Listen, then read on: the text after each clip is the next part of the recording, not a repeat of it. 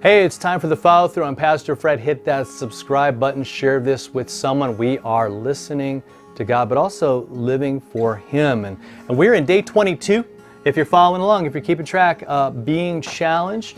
If you want to grab one of these books, go to beingchallenged.com. You can find all kinds of resources. Digital copy of this. You can order a physical one if you want. Also for one for your kids. Awesome stuff. We're all about prayer this week, prioritizing prayer.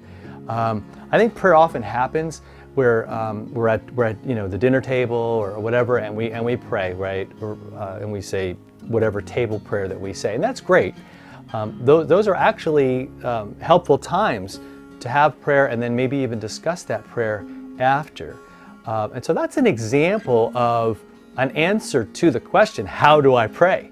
We want to talk about that today. We're going to look at Matthew 6, 9 to 13, a little bit longer verses. But this is the Lord's Prayer. I don't know about you, but I grew up in church, but I really didn't know a lot about the Bible. And, I knew I had to pray a lot. I was taught the Lord's Prayer, but I was kind of shocked to realize that it was actually in the Bible. Like Jesus actually, when his disciples asked him, like, how should we pray? Right? There were other, John had disciples and he taught them a certain way to pray. What's your way? And then he gave us the Lord's Prayer. Now again, a lot of people have said, oh, this is just a rote prayer and you shouldn't pray something, you should pray from your heart. I strongly believe that. We should pray from our heart, we should pray. But I think when you have a prayer like this that Jesus says, pray like this, that's saying something.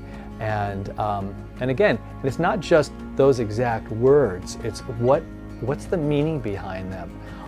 One of the things that I love to do, and I've had happen in various times where, you pray the Lord's Prayer and slow down, like after each line, just let it sink in. Think about it.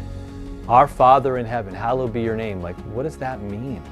Like, what does it mean that He's my Father? What does it mean that I would keep His name holy? To really think about what you're praying and what you're saying. Make the prayer your own.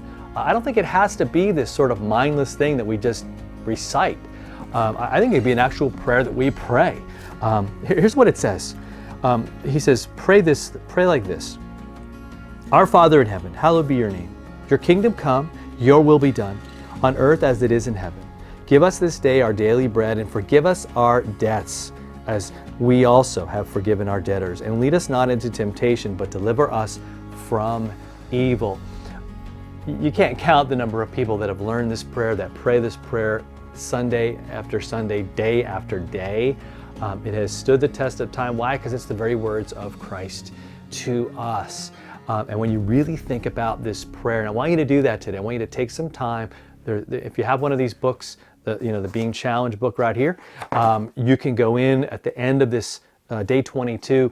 It has some space so you can write it out. What does each line mean to you? What does it mean to be forgiven and to forgive? What does it mean that His kingdom His rule and reign would be in my life and in the world around me?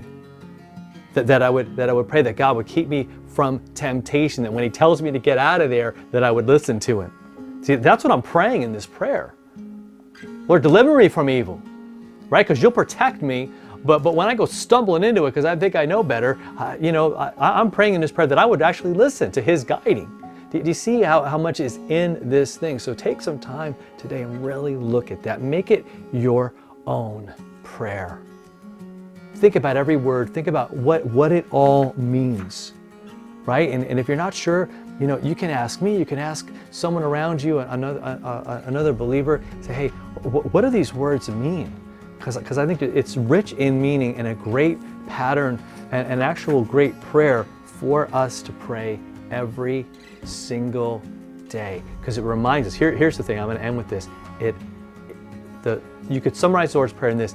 It's saying, look, You are God and I need You for everything. For every aspect, even my worship of You, Lord, even the way I treat You and the way I treat the people around me, I need You for all of it. That's kind of what this prayer is trying to say. So you want to talk about a really needed prayer in our day, that's it, all right? So get after that. Be looking at that Lord's Prayer from Matthew 6. It's in verses 9 to 13. We'll see you tomorrow for another look at prioritizing prayer.